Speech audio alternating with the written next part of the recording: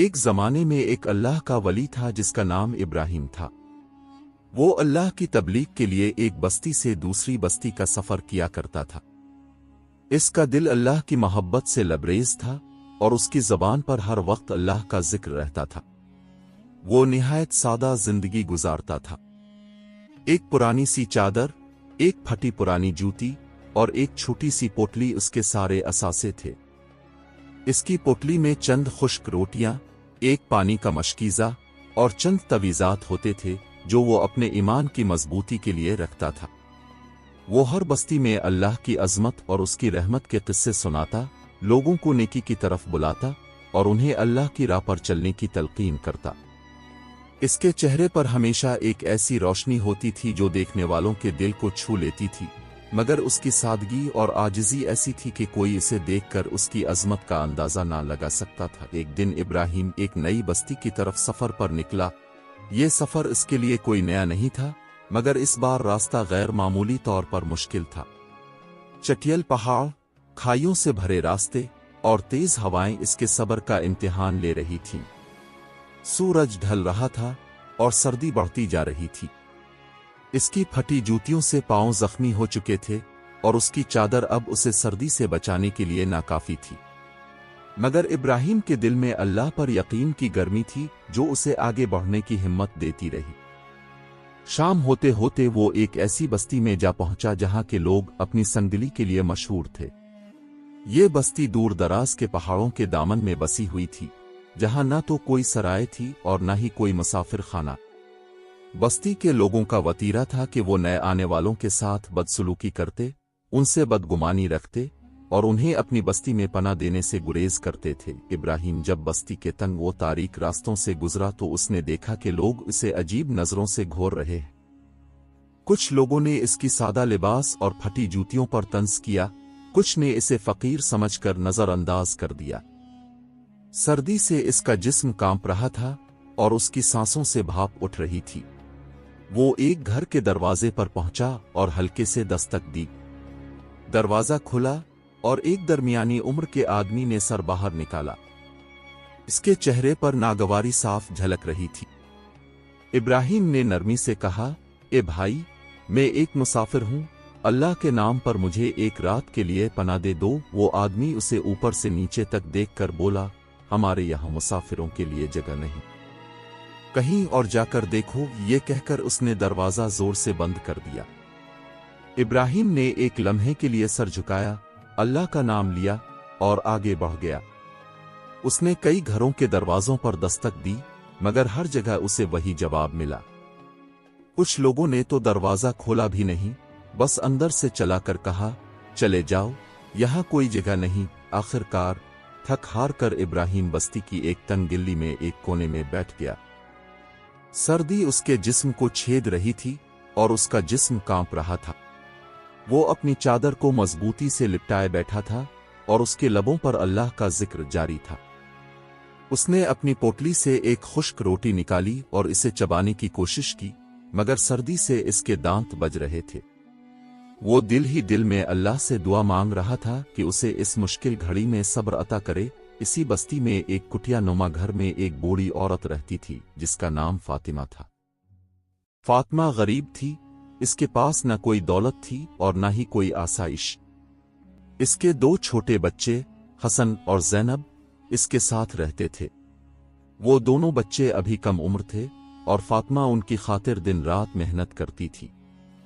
کبھی وہ دوسروں کے گھروں میں کام کرتی، کبھی جنگل سے لکڑیاں چن کر بیچتی، مگر پھر بھی 2 وقت کا کھانا پورا کرنا اس کے لیے مشکل تھا۔ اس کے باوجود فاطمہ کا دل رحم سے بھرا ہوا تھا۔ وہ ہر اس شخص کی مدد کرتی جو اس کے دروازے پر آتا، چاہے اس کے پاس دینے کے لیے کچھ نہ ہو۔ اس شام جب فاطمہ اپنے بچوں کے ساتھ اپنی کٹیا میں بیٹھی تھی، اس نے کھڑکی سے باہر جھانکا اور ابراہیم کو گلی کے کونے میں کانپتے دیکھا۔ اس کا دل پسیج گیا۔ اس نے اپنی پھٹی پرانی چادر اٹھائی اور اپنے بچوں سے کہا، بیٹو، تم یہاں رہو، میں ابھی آتی ہوں۔ وہ تیزی سے گلی کی طرف نکلی اور ابراہیم کے پاس جا کر بولی، اے مسافر، یہ سردی تمہیں مار ڈالے گی، میرے ساتھ چلو، میرے گھر میں تم رات گزار سکتے ہو۔ इब्राहिम ने इसकी तरफ देखा। इसकी आंखों में एक अजीब सी चमक थी, जैसे वो उसकी रहमदिली को जांच रहा हो। उसने खामोशी से सर हिलाया और फातिमा के साथ चल पड़ा। फातिमा की कुटिया की हालत दिगरगों थी। दीवारें कच्ची थीं, छत से पानी टपकता था और जमीन पर सिर्फ एक फटा सा चटाई बिछी थी। घर में खाने के नाम पर कुछ भी ना था, सिवाय चंद छोटे से बर्तनों के जिनमें बमुश्किल कुछ दाने पड़े थे। हसन और ज़ैनब एक कोने में बैठे अपनी मां की तरफ देख रहे थे। उनकी आंखों में भूख की चमक थी।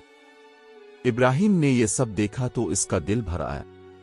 वो खामोशी से एक कोने में बैठ गया और अपनी पोटली को अपने करीब रख लिया।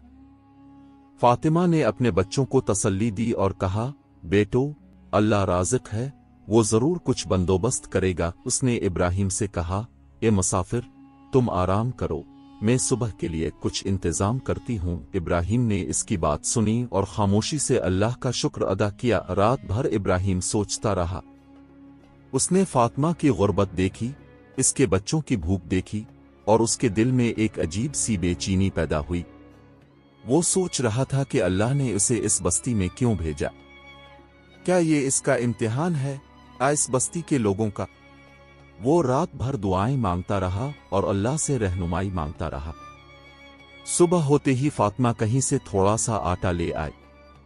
उसने इस आटे से एक पुतली सी रोटी बनाई और इसे इब्राहिम के सामने रख दिया।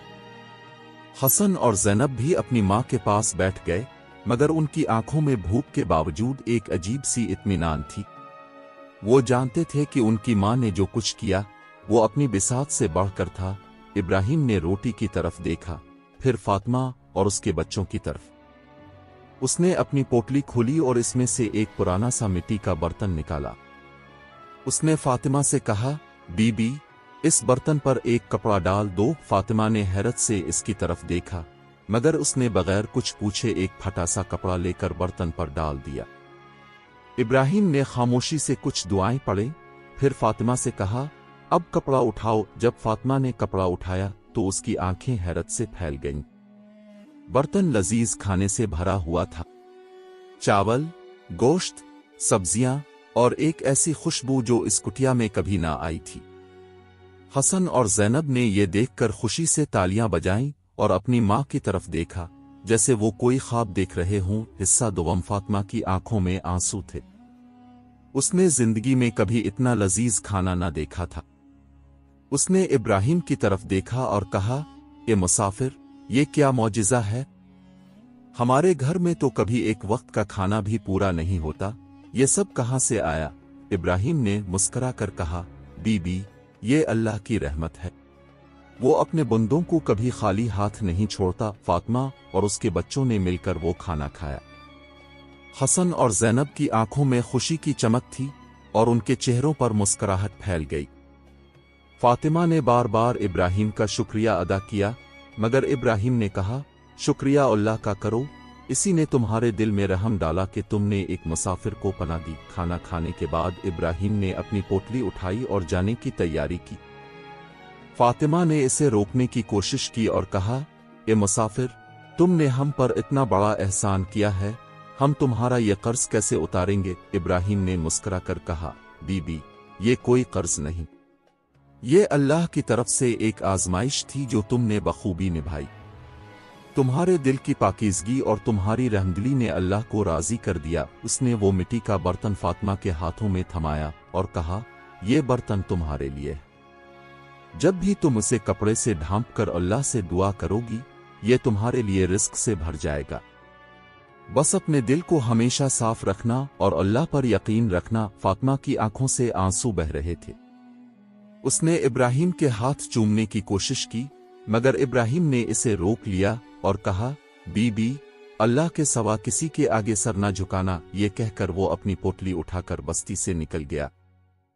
फातिमा और उसके बच्चे उसे जाते हुए देखते रहे और उनके दिल अल्लाह के शुक्र से भर गए।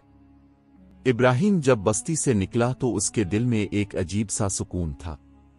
वो जानता था कि अल्लाह ने इसे इस बस्ती में एक मकसद के लिए भेजा था और वो मकसद पूरा हो चुका था। इस वाक़ये के बाद फातिमा और उसके बच्चों की जिंदगी बदल गई। वो बर्तन उनके लिए अल्लाह की रहमत बन गया।